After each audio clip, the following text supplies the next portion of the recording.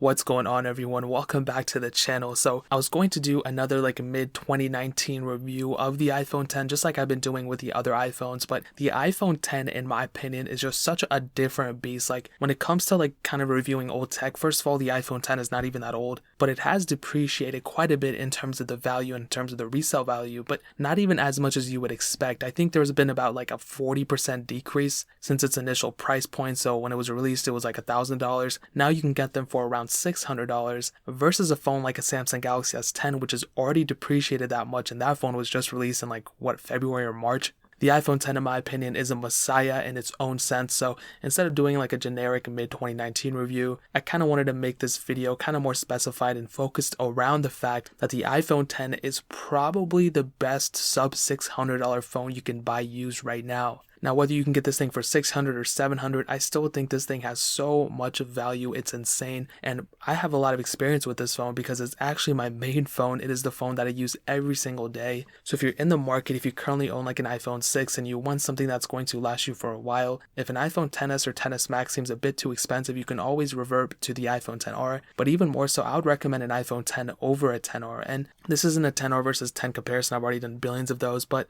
here's the main points of why I think the iPhone 10 is an amazing value. It's probably the best price per value iPhone right now, and I think you should go pick it up if you don't already own a phone that's already newer than this or at the same value. Now, the build quality of the iPhone 10, it pretty much speaks for itself. Okay, we got glass on the front, glass on the back, stainless steel all around this thing. It is just a beautiful device overall, just any way you look at it. And it's funny, I even saw someone on Reddit post something yesterday, the day before, whatever. They said, do you ever just take off the case of your iPhone 10 and just admire it? And I relate to that so hard because every time I make a video about my iPhone 10, I take the case off and I'm like, that is such an amazing device. It's just such a beautiful piece of hardware. And even if next year or this year or whatever, they completely change the design and it's completely different, that's not going to make the iPhone 10 any less beautiful, you know? I look at a phone like an iPhone 5 as well, and I'm like, that thing, released whatever 5, 6, 7 years ago, that is still an amazing looking phone. I think that's one of the best looking phones ever, especially the space gray option. So the iPhone 10 in my opinion is just a timeless design. And speaking about the build quality, the screen on the front, I mean, yes, there's probably going to be better screens in the future, this year's, next year's, 4 years from now. Yes, screens are going to get better, but that's not going to take away that this screen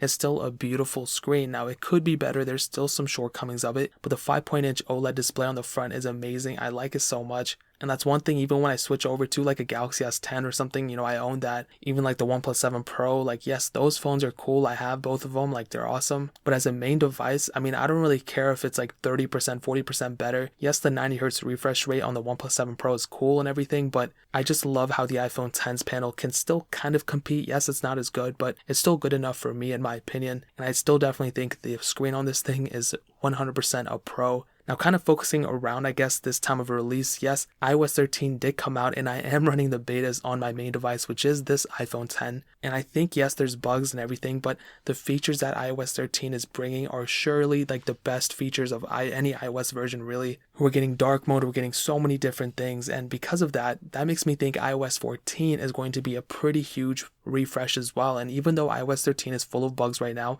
once the official version comes out, there's going to be tons of stability, and we may even see new features coming with Point X releases of iOS 13. But one other thing to note is that in terms of software, I think iOS 14 will be an even bigger update, and the reason that's so cool is because this iPhone will be able to support so many more versions of iOS. I think it'll probably take 1 more or even 2 years more than the standard iOS version, because in terms of hardware, the iPhone 10 and the iPhone XS, they really look exactly the same. The XS isn't 100% faster than the iPhone 10, so in hardware they're very similar, but this year's iPhone is apparently supposed to be very similar to the iPhone XS, which is similar to the iPhone 10. So I could see the iPhone 10 lasting an extra year or 2 above that, at least at the same software support as the iPhone XS in my opinion. So that'll be a pretty crazy thing right there. This phone has so much more support left in it. In terms of battery life, even on iOS 13, I think it's been pretty stable. Yes, it's not that good. I've had definitely problems, but on the official version of iOS 12, I had pretty good battery life. I didn't find myself charging it in the middle of the day or anything. And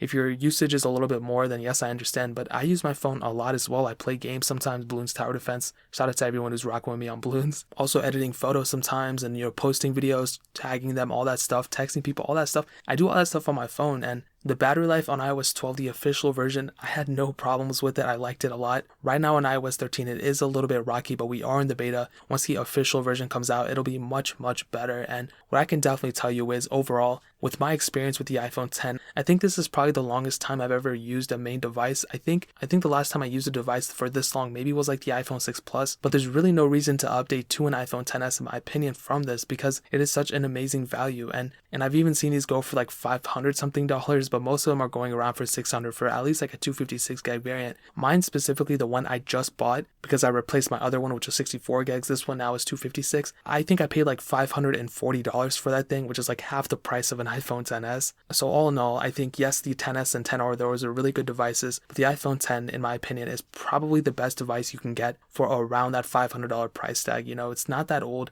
It's getting software support than a lot of newer devices that are coming out to this year, which is crazy to think. Even Android devices next year, the iPhone 10 might just outlast it in terms of software support. So I have nothing but love for this device. If you went to go pick one up, the cheapest prices will probably be on eBay and stuff, but I will leave one linked in the description below. That'll be from Amazon. It'll be a little bit more expensive, but it'll probably be in a little bit better condition and you can help support the channel at the same time. So that'll mean so much if you guys could do that, but that is pretty much it. If you guys have any questions or anything, leave it down in the comment section as well. Hit that like button, that would mean so much, but definitely hit that subscribe button. Every single subscriber that we get really does count, so it would mean so much if you guys could hit that. Also, check out the other links down in the description as well. My Twitter, my Instagram, my second channel, all those links are linked down below. I'd really appreciate it if you guys could check it out. But more importantly than everything else, I love every single one of you guys, and hopefully I'll catch you guys in the next video. Peace out till then.